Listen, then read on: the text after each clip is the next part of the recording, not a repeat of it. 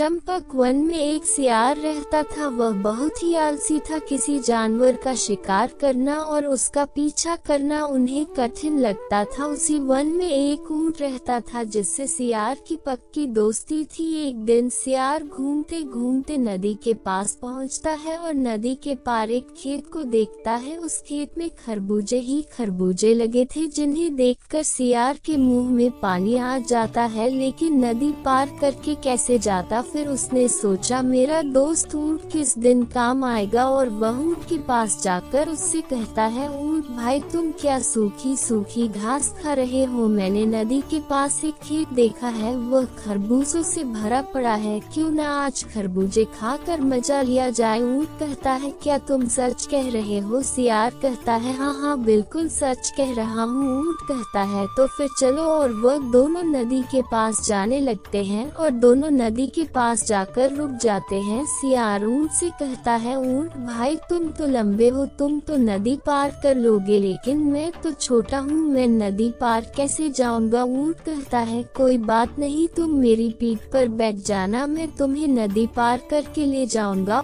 और सियार ऊंट की पीठ पर बैठ जाता है।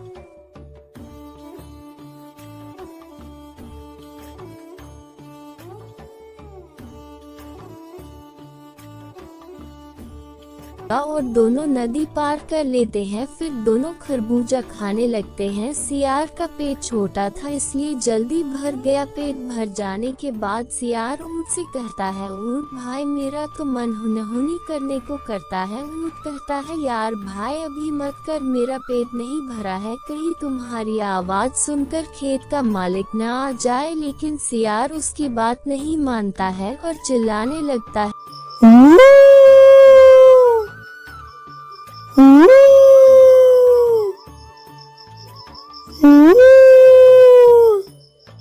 जिसकी आवाज सुनकर खेत का मालिक गुस्से से खेत की तरफ भागने लगता है। खेत के मालिक को आता देख सियार भाग जाता है और खेत का मालिक ऊंट की बहुत पिटाई करता है, जिससे ऊंट जोर जोर से चिल्लाने लगता है और बेचारा पिटाई होने के बाद घर वापस आ जाता है। अगले दिन ऊंट सियार से कहता है, यार भाई तुमने अच्छा नहीं किया, मुझे पिटवा दिया। सियार कहता है, कोई बात नहीं, अगली बार ऐसा नहीं करूँगा। और फिर अगले दिन दोनों फिर उसी खेत की तरफ जाने लगते हैं और उसी तरह नदी पार करके खेत में जाकर खरबूजे खाने लगते हैं। और फिर उसी तरह सियार चिल्लाने लगता है और खेत का मालिक खेत में आकर ऊंट को पीटने लगता है। बेचारा ऊंट पीटने के बाद फिर घर वापस आ जाता है और आकर सियार से कहता है, तुमने तो कहा था ऐसा नहीं करूँगा। सियार कहता है, दोस्त मुझे माफ कर दो, अगली बार ऐसा नहीं करूँगा। और फिर दोनों अगले दिन उसी खेत की तरफ जाने लगते हैं। लेकिन इस बार ऊंट ने सियार को सबक सिखाने का मन बना लिया था और ऊंट जब सियार को अपनी पीठ पर बैठाकर नदी में ले जा रहा था तो बीच नदी में जाकर ऊंट सियार से कहता है, यार भाई मुझे तो फुरफुरी उठ रही है, मुझे तो नहाने का मन कर रहा है। सियार कहता है, ऊंट भाई ऐसा मत करना, पहले मुझे नदी पार करा दो, उसके बाद नहा लेना। लेकिन ऊंट उसकी बात नहीं मानता है और नदी में लौट लौट कर नहाने लगता है, जिसे प्यार नदी में डूबकर मर जाता है और कहानी का एंड हो जाता है।